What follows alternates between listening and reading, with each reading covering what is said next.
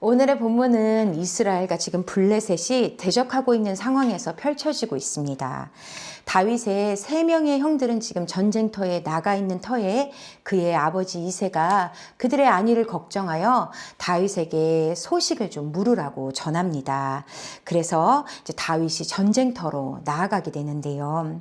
민수기에서 그 이스라엘 군사를 계수하는 것을 보면 20살 이상의 남자들을 군사로 모으는 것을 볼 수가 있습니다. 그러니 다윗이 이새의 그 8번째 아들, 막내 아들이니까 지금 3명의 형들은 전쟁터로 가 있고 넷째부터 7째 형은 전쟁터로 가 있다는 말이 아직 없죠. 그러니까 그들을 20살 밑으로 이렇게 나열을 해보면 아마 지금 이쯤에 다윗의 나이가 한 10대의 중반 정도의 나이가 아닐까 추정해 볼 수 있을 것 같습니다.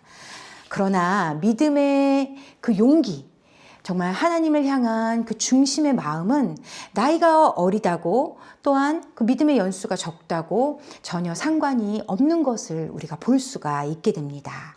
다윗의 믿음과 능력은 어디로부터 오는 걸까요? 우리도 주님께서 부르시는 그 왕 같은 제사장의 삶을 오늘도 이 믿음을 배워 우리의 모든 상황들과 세월 속에서 하나님의 그 영광을 온전히 높이며 살아가는 우리가 되기를 주님의 이름으로 축복합니다. 자, 첫 번째, 그 믿음의 태도는 하나님의 시선으로 보는 것입니다. 다윗은 아버지의 심부름을 이행하기 위해서 형들이 있는 전쟁터로 갔습니다. 그런데 그때 마침 이전에 이미 40일 밤낮으로 블레셋의 용사인 골리앗이 나와서 이스라엘 하나님과 이스라엘 군사들을 그렇게 모욕하고 있는 중이었습니다. 높은 키와 그 모든 갑옷들, 자신의 힘과 그 우월성을 과시하면서 그렇게 이스라엘을 모욕하는 소리를 드디어 다윗이 듣게 된 것입니다. 이처럼 우리가 살아가는 그 삶의 환경들은 영적 전쟁이 참 많이도 놓여져 있는 것을 보게 됩니다. 하나님의 이름이 모욕당할 때 그 악을 분별하여 저항하면서 하나님의 영광을 우리는 드러내야 할 터인데요. 지금 이스라엘의 군사들은 매우 겁에 질려 있는 상황입니다. 골리앗을 보고는 다 벌벌 떨며 도망가기 시작했습니다. 아마도 40일 동안 이미 그 큰 용사의 위험에 이미 그렇게 두려움을 계속 당하고 있다 보니 이제는 그 싸울 그 전의조차 아무것도 남아있지 않은 상황처럼 보입니다. 그들은 서로를 바라보며 골리앗이 또 나왔어. 우리를 겁을 주기 위해 왔어. 그런데 저 골리앗을 때려 눕히는 자에게는 사울 왕이 많은 재물도 주고 그의 딸도 주고 또 세금도 면제해 준다지 하며 그런 말만 계속 되뇌이고 있는 것을 다윗이 듣게 된 것입니다. 지금 이 이스라엘 군대는 산과 같이 큰 골리앗을 보면서 또 골리앗을 죽일 때에 받는 어떤 사울의 큰 혜택만을 바라보면서 그렇게 아무것도 하지 않고 있는 중인 것이지요. 사람들은 자신의 시선으로 지금 상황을 판단하고 생각하는 중인 것입니다. 골리앗의 그 체격과 힘에 비하면 나 자신은 아무것도 아니지 하며 두려워하고 숨고 있고요. 또 싸울 용기는 없는데 사울 왕이 준다는 그 혜택은 부러운 것입니다. 갖고 싶은 것입니다. 그러니 그런 어떤 사울 왕의 그 파격적인 제안만 계속 입으로 되뇌이면서 그런데 하고 그냥 그렇게 벌벌 떨며 있는 상황인 것이지요. 그렇다면 다윗은 이것을 들으면서 무엇을 보고 있을까요? 우리 오늘의 본문 26절을 함께 읽어보도록 하겠습니다. 다윗이 곁에 서 있는 사람들에게 말하여 이르되 이 블레셋 사람을 죽여 이스라엘의 치욕을 제거하는 사람에게는 어떠한 대우를 하겠느냐. 이 할례받지 않은 블레셋 사람이 누구이기에 살아계시는 하나님의 군대를 모욕하느냐. 다윗도 골리앗을 보고 있습니다. 그리고 골리앗을 죽이는 자에게 행하는 대우를 묻고 있습니다. 그렇다면 다윗도 이 사람들과 이 군인들과 똑같은 것을 보고 있으면서 같은 마음으로 보는 것일까요? 그렇지 않습니다. 군인들은 오직 자신의 한계의 눈으로 이 상황들을 보고 있지만 다윗은 하나님의 시선으로 이것을 바라보고 있습니다. 먼저 다윗은 이 무기력하고 수치심에 온전히 쩔어 있는 이 군사들에게 믿음을 잃어버린 현실을 자각하게 합니다. 하나님의 군대여, 왜 당장 블레셋 사람을 죽여서 하나님의 이름을 모욕하는 이스라엘의 적, 그 이스라엘의 치욕을 제거하지 않느냐고 묻고 있는 것입니다. 그저 가만히만 있는 이 상황들 속에서 믿음을 잃어버린 그 상황들을 직시하라 말하고 있는 것이지요. 그리고 또 다윗은 하나님의 시선으로 적의 본질을 폭로합니다. 그의 키가 3m 이상이든 그의 갑옷이 60kg 이상이든 그의 검이 7kg 이상이나 되는 그 거대한 장수라 할지라도 그는 그저 하나님과 상관없는 할례 받지 못한 이방인에 불과하다고 다윗은 그 적을 폭로하고 있는 것이지요. 그리고 또 하나님의 시선으로 다윗은 우리의 거룩한 정체성을 다시 상기시켜주고 있습니다. 우리는 하나님이 주인 되신 군사들입니다. 하나님의 영광의 이름으로 나아가는 군사들입니다. 라고 하는 하나님의 군대라는 그 거룩한 정체성을 이들에게 다시 일깨워주고 있는 것입니다. 이와 같이 우리들도 우리 놓여 있는 수많은 그 영적 전쟁의 상황들을 바라본다면 이것을 나의 시선으로 바라볼 때는 내가 무엇을 가졌지? 혹은 저 사람은, 저 상황들은 더 많은 것을 가졌는가? 그리고 내게 주어지는 유익은 무엇인가 하며 비교하고 그저 내가 받을 혜택이나 유익을 바라보기 일쑤입니다. 그렇지만 다윗과 같이 하나님의 시선으로 모든 상황을 바라볼 때에는 하나님의 관계가 보인다라고 하는 겁니다. 하나님의 이름이 지금 땅에 떨어지고 있는가? 그리고 하나님을 모욕하는 저 자가 하나님과 무슨 상관인가? 그리고 나와 하나님이 함께 하고 있는가라는 이 모든 상황들을 하나님의 시선으로 바라볼 때 우리는 그 상황 가운데 매몰되는 것이 아니라 하나님과 함께 어떻게 이 상황을 넘어갈지 볼 수 있게 된다라는 것입니다. 그러니 첫 번째 믿음의 태도, 오직 하나님의 시선으로 이 모든 상황들을 바라보며 또한 나와 함께 하시는 그 크신 하나님을 향한 믿음으로 말미암아 우리 앞에 놓인 모든 어려움들을 마주하고 뛰어넘는 우리가 될 수 있기를 주님의 이름으로 축복합니다. 자, 두 번째 믿음의 태도는 오직 하나님만 높이는 싸움을 싸우는 것입니다. 다윗은 이 일이 있기 전에 이미 사무엘상 16장에서 그 아버지 이새와 모든 형들 앞에서 사무엘에게 기름 부음을 받았습니다. 그러나 이새는 아직도 오직 형들의 안위만을 걱정하고 있고 또 형들은 다윗을 향해 그 비난의 말을 퍼붓고 있는 것을 보면 이들은 아직도 그 기름 부음 받은 다윗을 인정하지 않고 있다는 것을 우리가 좀 볼 수 있게 됩니다.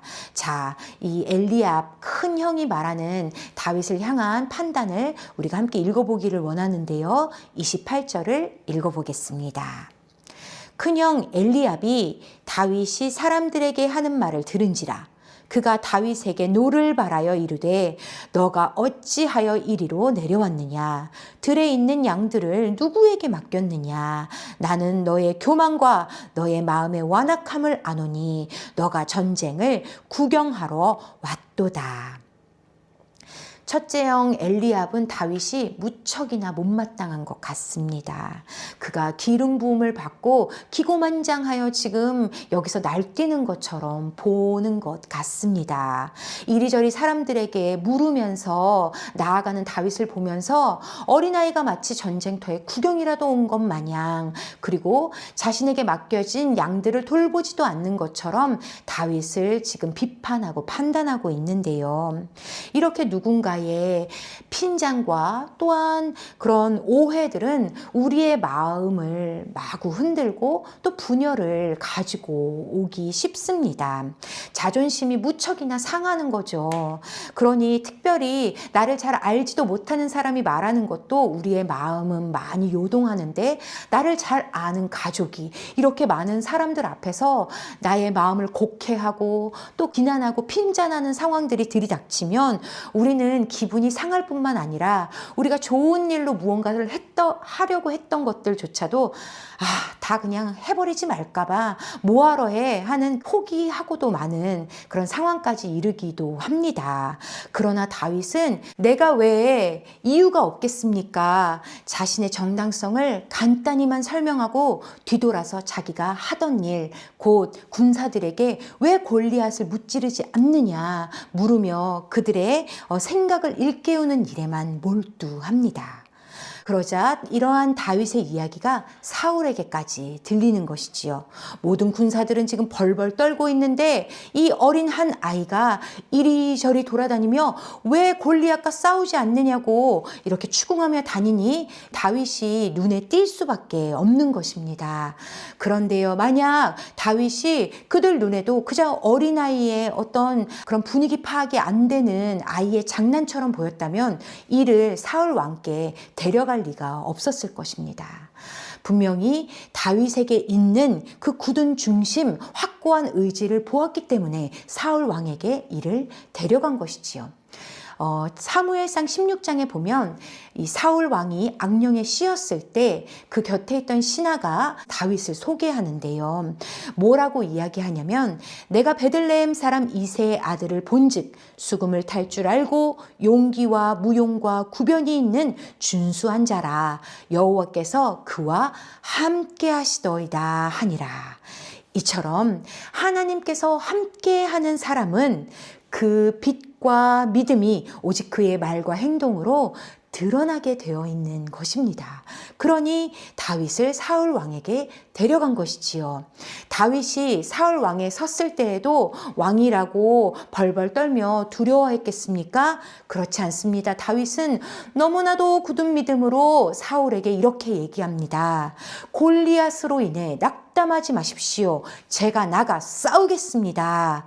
그러나 사울은 다윗이 못 믿었습니다. 그의 겉모습만 봤기 때문입니다. 어린아이의 모습을 한 다윗을 사울이 봤을 때는 너는 고작 소년일 뿐이지 않느냐. 너는 나가서 그와 싸울 수가 없다.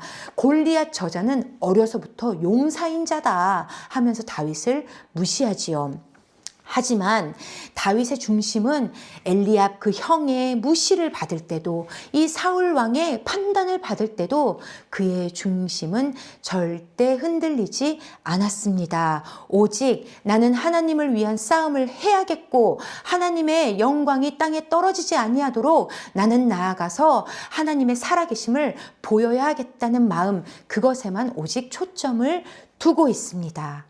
이와 같이 사단은 참으로 우리의 믿음을 흔들 때에 가장 많이 사용하는 것이 바로 두려움과 수치심을 흔드는 것입니다. 큰 상황을 보여주면서 우리를 두렵게 하고 또 사람의 말로써 우리를 계속적으로 수치스럽게 만들지요. 이를 통해서 사단이 원하는 것은 아주 간단합니다. 우리가 하나님을 높이기 위해 시작한 싸움에 집중하지 못하게 하는 겁니다. 그래서 나의 연약함을 보면서 내가 뭘 하겠어 하는 마음으로 걸려 넘어지게 하여 그 싸움을 포기하게 만드는 게 바로 사단이 원하는 것입니다. 또 나아가서는 우리의 자존심을 건드려서 하나님을 위한 싸움이 아니라 이제는 나를 위한 싸움, 내가 이겨야 하는 싸움으로 이것을 변질시키는 게 바로 사단의 방법이라는 것이지요. 그러니 우리는 지금 우리가 하고 있는 모든 일을 하나님 앞에서 점검하시기를 바랍니다. 혹 나의 연약함을 계속적으로 묵상하여서 하나님을 향한 믿음의 걸음이 좌절되고 또 뒤로 물러나고 있는지 우리는 점검하기를 원합니다.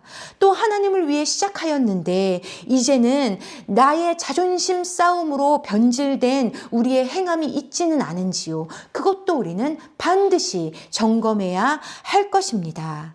이를 온전히 바라보기 위해서 우리는 하나님 앞에 나아가 기도해야 합니다. 기도의 시간 가운데 우리의 삶을 다 비춰보면서 또 하나님 말씀 앞으로 나아가 그 말씀 앞에 우리의 삶을 온전히 내려놓으면서 하나님을 높이고 있는 우리의 삶의 중심을 반드시 점검해야만 할 것입니다. 그럴 때에 하나님의 거룩한 백성답게 또 왕같은 제사장답게 우리가 온전히 주님 앞에 전진하여 나아가는 삶을 살도록 주님이 깨닫게 하시고 도우실 것을 신뢰합니다. 자, 세 번째 믿음의 태도는 하나님과 동행한 시간이 나의 가장 큰 힘이라는 것을 아는 것입니다. 골리앗을 쓰러뜨리겠다던 다윗의 말은 자존심 때문에 함부로 내뱉은 것이 아니었습니다. 다윗의 믿음과 용기는 확실한 근거가 있었습니다. 그는 어렸지만 그의 지금까지 맡은 모든 일을 성실히 하면서 하나님께서 함께하여 주시고 하나님이 주신 힘으로 말미암아 감당하며 승리했던 경험들이 아주 많았던 것입니다.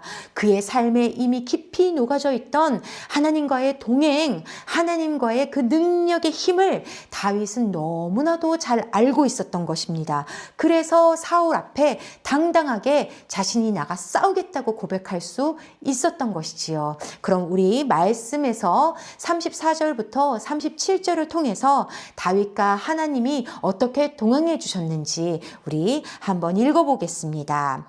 다윗이 사울에게 말하되 주의 종이 아버지의 양을 지킬 때에 사자나 곰이 와서 양떼에서 새끼를 물어가면 내가 따라가서 그것을 치고 그 입에서 새끼를 건져내었고 그것이 일어나 나를 해하고자 하면 내가 그 수염을 잡고 그것을 쳐 죽였나이다. 주의 종이 사자와 곰도 쳤은즉 살아계시는 하나님의 군대를 모욕한 이 할례받지 않은 블레셋 사람이리까 그가 짐승의 하나와 같이 되리이다. 또 다윗이 이르되 여호와께서 나를 사자의 발톱과 곰의 발톱에서 건져내셨은즉 나를 이 블레셋 사람의 손에서도 건져내시리이다. 사울이 다윗에게 이르되 가라 여호와께서 너와 함께 계시기를 원하노라. 이제 사울은 다윗과 함께 하셨던 하나님을 볼 수 있게 되었습니다. 그리하여 자신이 가진 무기와 갑옷을 다윗에게 내어주는데요. 당시 이스라엘에는 철공이 없었습니다. 그래서 이스라엘의 그 군대들은 칼이나 창 있는 자가 없었고 오직 사울과 요나단밖에 철로 된 검을 가진 이가 없었습니다. 그러니 창과 갑옷을 가진다라는 것은 이스라엘이 가진 가장 강력한 무기라는 것입니다. 다윗도 이것에 대해서 처음에 나는 하나님만 있으면 됩니다. 이거 다 필요 없습니다라고 얘기하지 않습니다. 자신에게 더 좋은 것이 필요하다면 그것을 마음을 열고 받아들이려고 합니다. 입어도 보고 또 걷기도 합니다. 그런데 성경은 사울이 다른 사람보다 키가 한 뼘이나 더 크다고 말해줍니다. 그러니 이것이 다윗에게 맞기가 어려웠겠지요. 그러니 다윗은 아주 빨리 판단합니다. 분별합니다. 무엇이냐면 이것이 익숙하지 않아 오히려 싸움에 방해가 되니 내가 이것을 입지 않겠습니다. 가지고 나가지 않겠습니다 하며 왕이 주신 것을 정중히 거절하는 것이지요. 우리는 이런 지혜가 필요합니다. 그리고 중요한 것은 다윗이 이 좋은 갑옷과 검을 가지고 나갈 수 없다고 했을 때 다윗은 두려워하지 않았습니다. 화려한 무기가 아니더라도 이미 만군의 여호와 하나님이 자신과 함께하고 있기 때문에 다윗이 이미 경험한 바로 하나님의 크신 승리의 위엄을 이미 맛보았기 때문에 다윗에게 맞바꿀 수 없는 가장 큰 무기는 오직 하나님이었기 때문입니다. 그렇기에 다윗은 가장 큰 방패 되신 주님과 함께 나아가 그 전쟁을 싸움에 충분했던 것이죠. 그는 늘 사용하던 양치는 막대기와 물매 그리고 전대 가방에 돌 5개를 넣어서 골리앗에게로 나아갑니다. 우리가 하나님과 이렇게 동행하며 살아갔던 시간들을 누군가 보기에는 너무 별 볼 일 없는, 너무 작아 보이게 여겨질 수도 있겠습니다. 그렇게 큰 골리앗은 갑옷만 60kg요, 검도 7kg인데 정말로 이 양을 치던 막대기 하나, 그리고 돌 5개, 그 물매만 가지고 나아갔을 때 이것이 얼마나 보잘것없어 보이겠습니까? 그런데 하나님은 우리와 함께 하시는 믿음의 삶을 높이 들어 우리를 강하게 하사 기필코 승리로 인도하신다는 것입니다. 고린도전서 1장은 이렇게 고백합니다. 하나님의 어리석음이 사람보다 지혜롭고 하나님의 약하심이 사람보다 강하니라. 하나님께서 세상에 미련한 것들을 택하사 지혜 있는 자들을 부끄럽게 하려 하시고 세상에 약한 것들을 택하사 강한 것들을 부끄럽게 하려 하시며 너희는 하나님으로부터 나서 그리스도 예수 안에 있고 예수는 하나님으로부터 나와서 우리에게 지혜와 의로움과 거룩함과 구원함이 되셨으니. 아멘입니다. 하나님을 향한 우리의 믿음의 모습이 세상에 크고 화려한 것들에 비해서는 초라하게 여겨질 수 있습니다. 그러나 우리의 믿음을 받으시는 그 하나님은 절대 작지 않음을 우리가 기억해야만 할 것입니다. 내가 높이는 하나님은 온 천지 만물을 지으신 이시오 우리의 모든 죄와 사망을 다 이기신 구원자 하나님이십니다. 우리는 나 자신에 얽매이지 않고 오직 진실로 하나님을 바라보아 하나님의 시선으로 이 모든 것들을 분별하며 그때에 어떤 세상의 소리들과 비난들로 우리를 평가할 수 있으나 그것에 내 자존심 때문에 무너지지 아니하고 하나님만을 바라보며 하나님의 영광을 위한 싸움을 놓치지 않기를 온전히 축복합니다. 그때에 정말 우리와 함께 동행하셨던 그 하나님, 우리를 온전히 승리하게 하시고 우리에게 크신 은혜를 베푸셨던 하나님의 그 높으심이 우리를 통해 드러날 줄을 믿습니다. 한 주간도 이러한 믿음을 가지고 주님과 함께 승리하는 그 복된 삶 누리시기를 주님의 이름으로 축복합니다. 아멘.